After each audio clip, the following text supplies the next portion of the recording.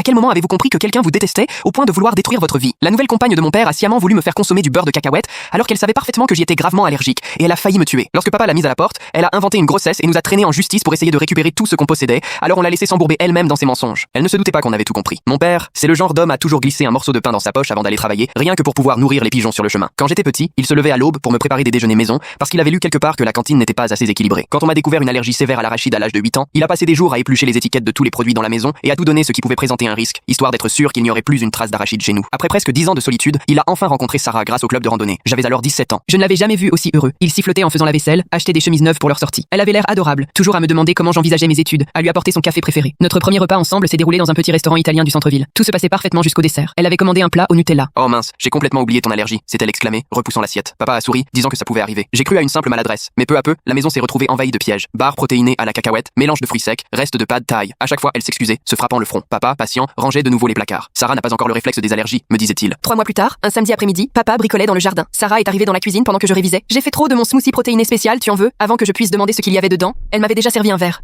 Allez, bois, tu as l'air épuisé. Dès la première gorgée, j'ai senti ce goût de noisette. Un frisson de panique m'a parcouru. Tu as mis du beurre de cacahuète? Juste une cuillère. Vous, les ados, vous en faites toujours trop avec vos allergies. Un tout petit peu, c'est bon pour s'immuniser, a-t-elle lancé d'un ton désinvolte en agitant la main. Ma langue a commencé à enfler. La pièce s'est mise à tourner. J'ai voulu crier, mais ma gorge se resserrait déjà. Je me suis écroulé, mes cahiers dispersés par terre. J'ai entendu la porte claquer. Puis papa est arrivé, comme par réflexe, déjà en train de sortir l'épipène du tiroir. Il me l'a planté dans la cuisse tandis que son autre main appelait les secours. Malgré ma vision brouillée, j'ai vu son regard se poser sur Sarah, un mélange de fureur et d'incrédulité que je ne lui connaissais pas. À l'hôpital, une fois rassuré sur mon état, papa ne m'a pas quitté une seconde. La mâchoire tellement serrée que j'avais peur qu'il s'abîme les dents. Elle ne t'approchera plus jamais, a-t-il soufflé. J'ai déjà appelé un serrurier, prévenu la police. C'est terminé. Il a serré ma main et m'a montré un message de Sarah, reçu une heure plus tôt. Je viens d'apprendre que je suis enceinte de 8 semaines. On peut en discuter calmement? Mon cœur s'est emballé. Papa a prévenu l'infirmière, mais j'étais incapable de détacher les yeux de ces quelques mots. L'infirmière s'est précipitée, a contrôlé mes constantes, pendant que papa me serrait encore plus fort la main. Son téléphone a vibré, Sarah encore. Cette fois, il a effacé le message sans même le lire. Elle ment, ai-je murmuré, la voix cassée. Pour la grossesse, les yeux de papa sont devenus durs. Qu'elle dise la vérité ou pas, ça ne change rien. Elle est sortie de nos vies. Le médecin est venu avec les papiers, expliquant qu'il valait mieux rester sous observation plusieurs jours, vu la gravité de la réaction. Papa a tout de suite acquiescé et a sorti son ordinateur pour prévenir son patron qu'il prenait des congés. La première nuit à l'hôpital, il a dormi sur la chaise à côté de mon lit, se réveillant à chaque passage de l'infirmière pour vérifier que mon bracelet d'allergie était bien en place. Son téléphone ne cessait de sonner, des appels, des messages, toujours Sarah. Finalement, il l'a bloqué. Au matin, elle a tenté autre chose. L'accueil de l'hôpital a appelé dans la chambre, disant qu'une femme se faisant passer pour ma mère voulait avoir des nouvelles. Découvrez l'histoire complète en cliquant sur la vidéo ci-dessous.